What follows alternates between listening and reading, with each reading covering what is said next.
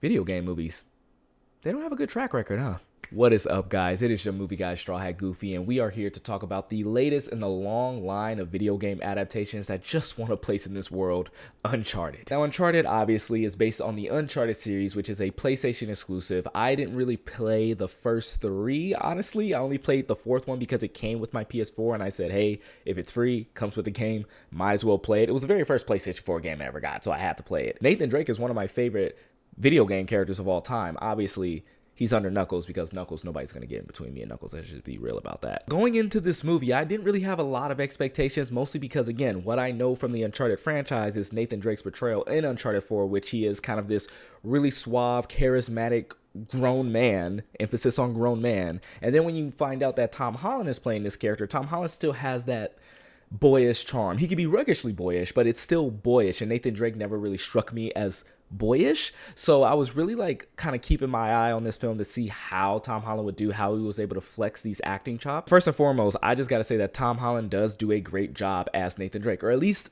a movie version of Nathan Drake. Again, I didn't play the first three, but I really like the fourth. And it seems like this movie is an amalgamation of all three stories, because I saw some stuff from four, but the fact that this was in the first movie, then I was just like, okay, obviously they're kind of pulling from other video games, right? I never played the first one, so I don't know if Nathan Drake looks this young in the first one, but I just got to say that Tom Holland, as the film goes on, he really does have a really great sense of humor. He's very charming. Like, it's very different than what he's done in movies past. Like, obviously, you know, Cherry is something different, but in most movies that he's in, especially when he's playing like a teenager, like, you know, Peter Parker, for instance, it's very kind of teenage humorous, right? They say, oh, go, golly gee, Mr. Stark, haha. But here he seems more like a man, and he's not really just kind of the kid who's going along with Mark Wahlberg's character Sully, who's a grown man in this situation, but he seems that he's fully in control of what is going on. It was a different way to see Tom Holland. It was more mature humor, which I really didn't get to see. So this movie, if anything, this movie really did prove that Tom Holland is a star that's going to stay for years and years and years to come. This is what made him a movie star for me, which is funny because you would think that would be Spider-Man, but no, it was the Uncharted film that came out in February that made me see Tom Holland as a movie star. But essentially what this movie is about is that two adventure-seeking, history-loving nerds are trying to find some treasure that was lost long ago, but there is also some bad guys that are also trying to get the treasure. So as in all these type of movies, there is a race to see who's going to get there first. And I feel like Uncharted is just one of those movies that we actually need. You know, I went in with low expectations, and I just really wanted to get a fun, turn my brain off adventure film where they, you know, race around the globe and find Easter eggs and learn about history a little bit. And I think I got that for the most part. What the movie does in the first 5 minutes is literally establish the video game physics and the stakes involved in the film. And after that, it's smooth sailing. You're just kind of rolling with it. Obviously, there's some things that it's a game that's turned into a movie. So obviously they're going to do some video game stuff. I'm pretty sure you saw the trailer where Nathan is, you know, jumping to the plane on these giant like cargo things. And you know, that would not happen in real life. Even by movie standards, we're stretching it. But it's a video game adaptation. And the fact that they really set stuff up like that in the very first 5 minutes, then it kind of makes you look at that and say, okay, this is what I expect for the rest of the movie, and that is what happens. So I really dug that element of it. Speaking of which, there's a lot of parkour in this movie. That's all I could think about was every time he flipped over a railing or every time he just unnecessarily hopped over like a car. I was like, yep, he's Spider-Man. Tom Holland is Spider-Man there.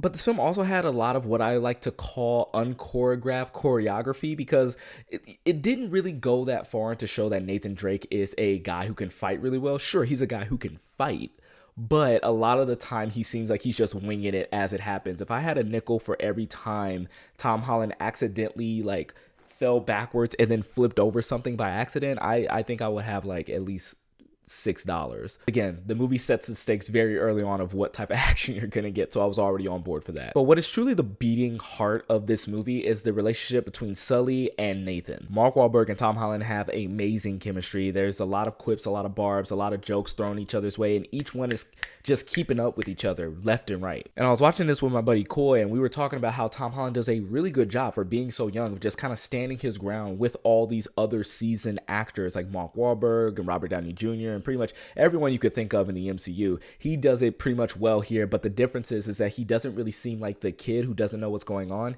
He's a guy who is needed. He's the guy who gets called on to go on this adventure, and it's literally like a 1A, 1B type of situation, with Tom Holland being the 1A. Antonio Banderas is in the movie as well. I can't remember his name. I just know that he was the villain, and he's essentially like, he knows what he's doing at this point. The accent, he has that way of like staring at you. He walks up to you and then he gives you like a very thinly veiled threat, but he makes it sound very classy. That's Antonio Banderas in a nutshell for this film. But then there is this one character name, I want to say Beckard or something like that. She is pretty much, she's kind of bland, let's be real. She's a treasure hunter as well. She just has like the tough looks. She can fight. She has a knife. Yeah, that's pretty much it. You're not really gonna find a lot of like great villains that make you go, wow, I'm gonna remember these people forever. But you know, they're there because the story needs an antagonist, and that character and her crew are the antagonists. So it is what it is. I will say that this film does forget a lot about certain characters, like a lot of characters that you think are going to be important, that essentially come in and you think they're going to be an essential cog in the plot. They just kind of fall off of the machine, if that makes sense. Like literally, the movie just kind of forgets that they're there, and they just leave for large periods of time. And you'll honestly forget that they're in the movie for 15 minutes at a time. It's kind of weird. Like there's this one character who literally, towards the, like, it's almost towards the third act, they leave, they don't come back, they miss everything, and then they just kind of show up and, hey, how's it going? And you're just, we could have used you earlier, you know? So I was just very confused as to why the movie didn't know what to do with certain characters. If you didn't know what to do with them, why have them in the movie at all? I'm pretty sure you could fill their roles with the main character roles. So it was just a very confusing way to kind of go about like putting characters in this film. At the end of the day, the film, I think, succeeded in exactly what it was trying to do. You get a lot of laughs. It actually has a pretty good twist. I'm not even going to tell you what it is, obviously, for the, you know, spoilers and everything, but there's a pretty good twist that I think everybody should kind of like check this movie out for.